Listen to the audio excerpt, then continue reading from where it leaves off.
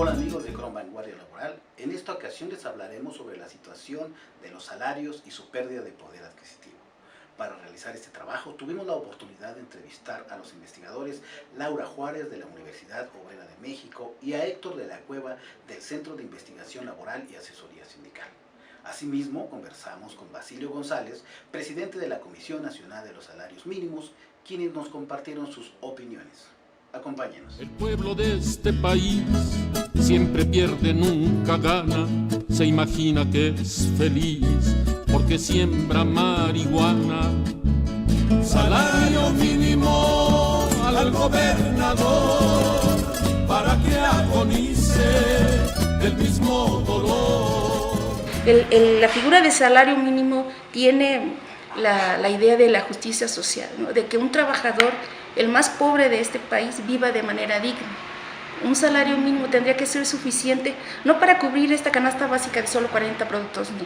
Tendría que ser suficiente para que un trabajador y su familia tengan para comer, para el transporte, para la vivienda, para la salud e incluso para la cultura, porque el ser humano también necesita la cuestión subjetiva para vivir, para sentirse bien, digno, productivo, para que desarrolle sus potencialidades de vida. Pues el salario mínimo no cubre esa necesidad. Incluso los trabajadores que ganan por arriba del salario mínimo, que ganan 2, 3, 4 salarios mínimos, 5, hasta 8, no pueden adquirir esta canasta de 40 productos. El salario en México ha sido uno de los factores que ha caído dramáticamente desde 1976 y ha sido uno de los factores en los que se ha hecho pagar a los trabajadores las crisis sucesivas que se han registrado en el país y la implantación de nuevos modelos afines al neoliberalismo. El salario es una de las expresiones de esa política, junto con otras, las privatizaciones, la reducción del Estado y de su papel en la economía, en fin, la caída por supuesto en el empleo, la inestabilidad en el empleo, en fin, podríamos enumerar muchas expresiones, pero una de las principales es la reducción drástica del salario, de la remuneración, del ingreso de los trabajadores para transmitirlo directamente a las bolsas de los empresarios, a los fondos públicos mal usados, de tal manera que en realidad es el trabajador el que viene sosteniendo. Ustedes me dicen, bajos salarios, no alcanzan para una canasta básica, y yo les diría, ¿y los desempleados? ¿Esos de qué viven? Esos sí que no tienen ni siquiera un salario mínimo, ¿de qué viven? Los desempleados. Y hay más desempleados en este país que trabajadores de salario mínimo. Y esos, obviamente, en un gran número, son jóvenes.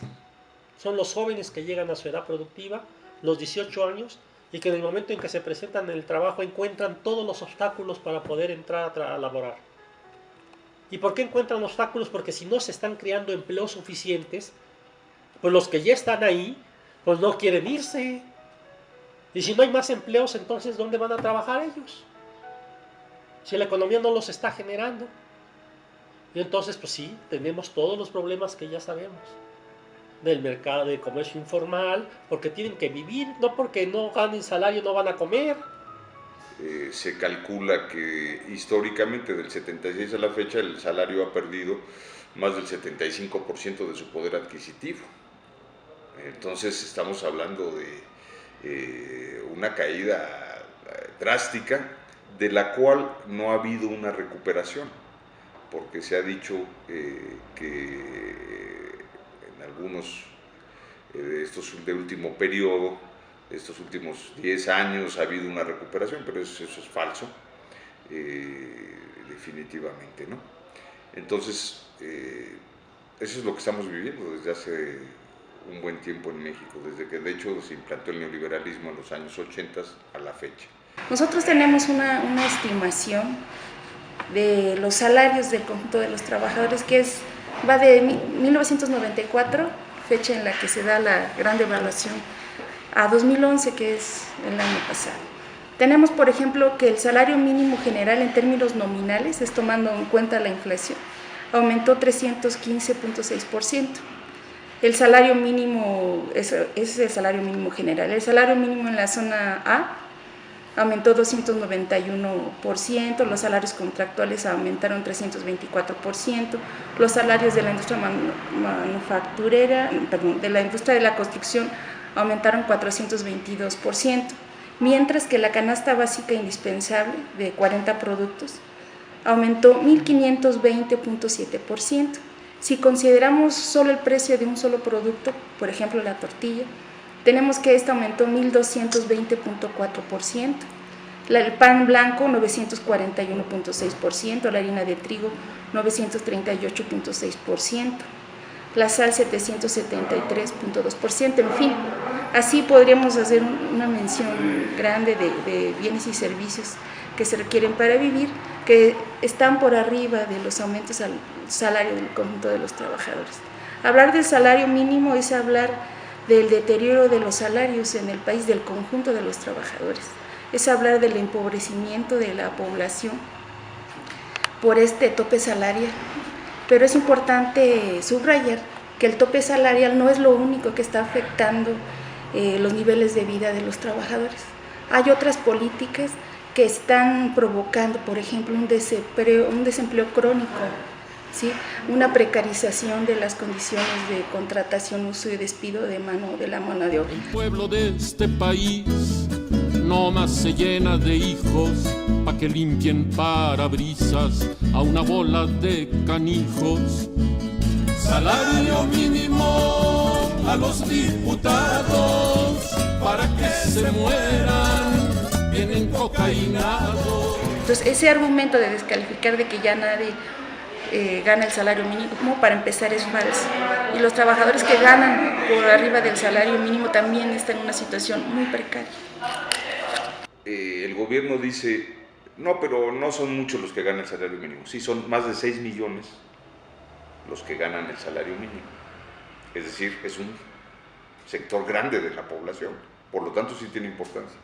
En segundo lugar, los trabajadores que ganan entre 1 y 2 salarios mínimos son más de 10 millones. O sea, ya estamos hablando de casi 17 millones que están a expensas de ese salario mínimo prácticamente. Es un sector muy grande de la población. Pero además hay que tomar en cuenta que la fijación del salario mínimo es el parámetro con el que se miden los incrementos a los salarios contractuales. Por lo tanto, aún los trabajadores formales que gozan lo que cada vez es más, y así lo dice el gobierno y los empresarios con el privilegio de tener un sindicato y un contrato colectivo, sin embargo se ven obligados también a sufrir el incremento que se le da a los mínimos. Por lo tanto, ese incremento a los mínimos repercute en el resto de los trabajadores, aún de los que tienen la fortuna de tener empleo formal. Es decir, la mayoría de los trabajadores de este país no ganan salario mínimo. Ya dijimos que el promedio es de 7.500 pesos. Y la mayoría trae, el 60% trae un salario de por lo menos alrededor de 5.000 pesos. Entonces no estamos hablando del salario mínimo, ¿verdad? Si nos fuéramos solamente a los trabajadores que sí ganan el salario mínimo, que también ahí hay ciertos factores condicionantes de esto. Sobre todo pensemos, por ejemplo, muchos de los trabajadores que oficialmente ganan un salario mínimo, no puedo decir todos, pero un alto porcentaje, son, por ejemplo, nuestros compañeros meseros en los restaurantes, que se contratan por un salario mínimo, pero que saben que básicamente su nivel de ingreso no va a depender de eso. Sin embargo, para efectos de cotización y de cifras oficiales, son trabajadores de salario mínimo. Y nos quedan finalmente los que sí podríamos llegar a asociar, que eso sí no tienen de otra. Que lo único que perciben es el salario mínimo, y no más, ¿verdad? Ese trabajador, pues obviamente sí va a enfrentar condiciones muy difíciles si es el único aportador de ingreso al hogar. Hay que poner a trabajar a la familia, en las chambitas que se pueda, y entre todos medio sobrevivir, ¿no? A la vez que esos nuevos elementos de la familia lo que obtienen son empleos precarios, por ejemplo los jóvenes. Ahora los jóvenes se tienen que conformar de chambita en chambita, de pasar de la chambita precaria en el Burger King a la chambita precaria en el Cinemex, o en el call center, o en el Oxxo, y sin ningún futuro de jubilación o de estabilidad en el empleo, sino para contribuir con unos cuantos pesos al sostenimiento de la familia. Es decir, es un proceso de precarización del trabajo impresionante. Salario mínimo al señor regente para que comprenda que ser indigente.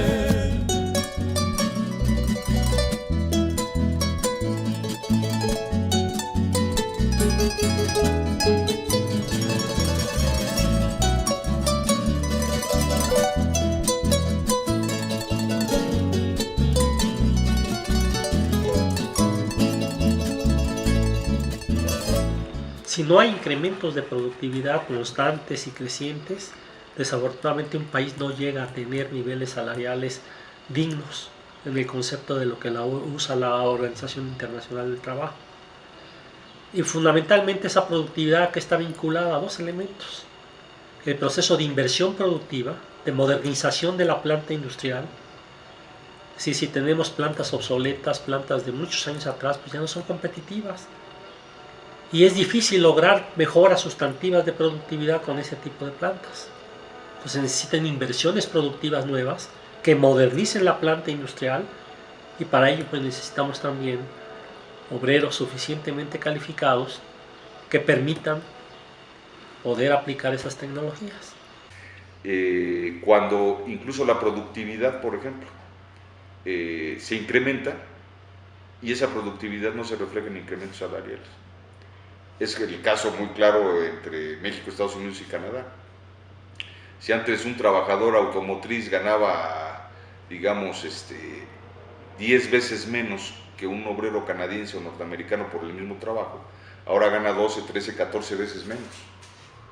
A pesar de que la productividad se ha elevado, es decir, la brecha entre la productividad de Estados Unidos y Canadá y la mexicana se redujo, y sin embargo la diferencia salarial creció. ¿Qué quiere decir? Que no están dejando a las libres fuerzas del mercado, sino que están compulsivamente congelando los salarios, aún en aquellas empresas que podrían dar incrementos mayores. En una economía globalizada, ¿verdad?, los salarios se están viendo como costos de producción. Entonces, a partir de que se fije el tope al salario mínimo y se presiona a la baja el salario con todos los trabajadores, se están abaratando los costos de producción de las empresas que están compitiendo en el mercado global. Entonces, ¿qué ha pasado? Este tope salarial ha erosionado el poder adquisitivo de los trabajadores, ¿no? Ese es el efecto social. Y el efecto económico es que efectivamente ha abaratado el costo de producción de los empresarios que exportan en el mercado global. Pero resulta que a nivel internacional hay una competencia por la contención de los salarios a nivel mundial. Y eso ocurre en los países desarrollados, en los subdesarrollados, en África y en Asia. Entonces, ¿qué ha pasado con los salarios de los mexicanos en el mercado internacional?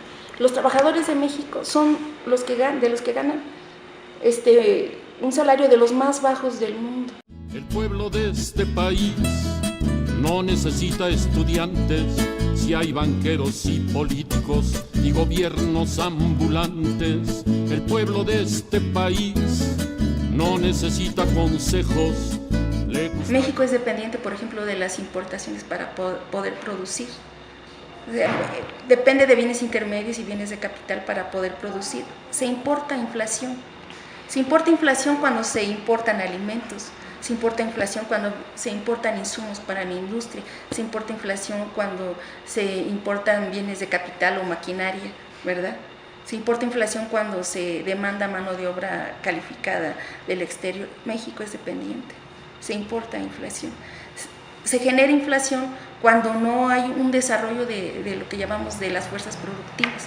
O sea, se están abandonando todos los proyectos de inversión para el campo y para el sector industrial. Entonces no se está calificando una mano de obra, hay un rezago en infraestructura, el aumento de la productividad de la economía se está basando sobre todo en el deterioro de los salarios, ¿verdad? Y este proceso inflacionario no se ha podido detener, no se ha podido detener. Entonces, a pesar del tope salarial, tenemos un proceso inflacionario, entonces ese argumento no se sostiene. Porque inmediatamente los incrementos de precios ahí sí que no están sustentados en productividad, le pegarían a la inflación y se iniciaría un proceso hiperinflacionario que sería prácticamente imposible contener, como sucedió en algunos países en el mundo. O sea, no se puede aumentar los salarios al antojo de nadie. Y no lo puede hacer ningún gobernante independientemente de su ideología, no lo puede hacer. Si lo hubiera podido hacer, ya lo hubieran hecho varios. No es un problema de tener una exigencia salarial determinada, sino de tener la fuerza para exigirla. Y el sindicalismo no tiene la fuerza para exigirla porque ha permitido que lo vayan achicando. La base del sindical se ha ido achicando. Por lo tanto, no hay fuerza. Por lo tanto, toda estrategia tiene que partir de cambiar esa correlación de fuerzas, de tener unas estrategias y una organización que permitan que cuando exigen algo, los tomen en serio. Salario mínimo a los senadores para que se pudran con la ley de Herodes. Salario mínimo. Entonces, el trabajo de la Comisión Nacional de Salarios Mínimos es ilegal porque es violatorio su trabajo, es violatorio de la Constitución. No están tomando en cuenta el referente constitucional ni la Ley Federal del Trabajo, ¿verdad? Es ilegal, pero también es ilegítimo porque no está tomando en cuenta a los trabajadores. No tiene razón de ser. Habría que encontrar otra forma de representación de los trabajadores que considere eso al conjunto de los trabajadores, que considere la pérdida del poder adquisitivo acumulada del salario, que considere el referente constitucional.